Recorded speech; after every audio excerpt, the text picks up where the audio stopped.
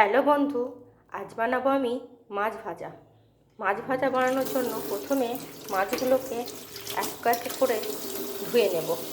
ধুয়ে একটা পাত্রের মধ্যে তুলে রাখবো। দেখো, মাছগুলো আমার সব ধুয়ে নেওয়া হয়ে গিয়েছে। এর মধ্যে দিয়ে দেবো লবণ, হলুদ। এর মধ্যে লবণটাকে দিয়ে দিলাম,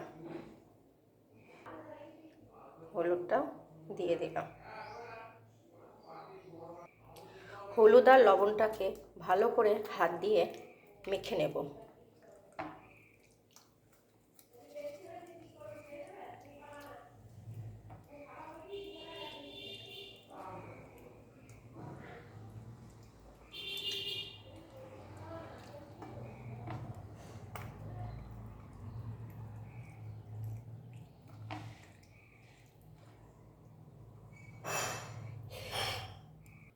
মাছে আমার নুন হলুদ মাখানো হয়ে গিয়েছে। সকাল থেকে বৃষ্টি হয়েছে বন্ধুরা। দেখো, আকাশটা এখনো মেঘলা হয়ে আছে।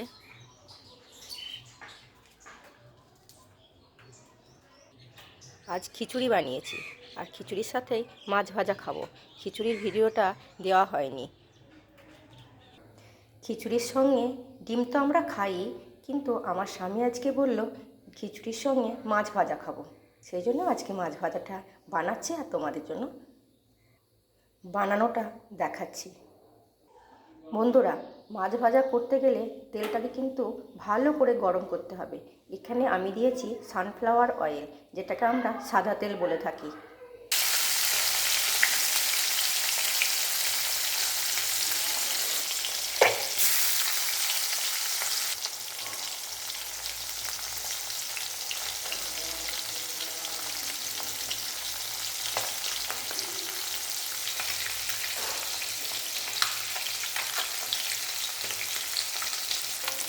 মাছটা তেলের মধ্যে দিয়ে সঙ্গে সঙ্গে উল্টাতে যাবেন না, তাহলে মাছগুলো ভেঙে যেতে পারে। আমি মাছগুলো তেলে দেওয়ার 5 মিনিট পর এটাকে দেখি এবার উল্টানো যাচ্ছে কিনা। হ্যাঁ, মাছগুলো ঘুরছে, এবার উল্টানো যাবে। এবার মাছগুলোকে একটা একটা করে উল্টে দেব। যে পিঠটা ভাজা হয়ে গেছে তার অপোজিট পিঠতে দিয়ে দেবো, যাতে সেটাও ভাজা হয়ে যায়। দেখুন বন্ধুরা, যে পিঠটা ভাজা হয়েছিল মাছগুলোকে আমি উল্টে দিয়েছি। এবার অন্য পিঠটা ভাজার জন্য তেলের ওপর থাকলো।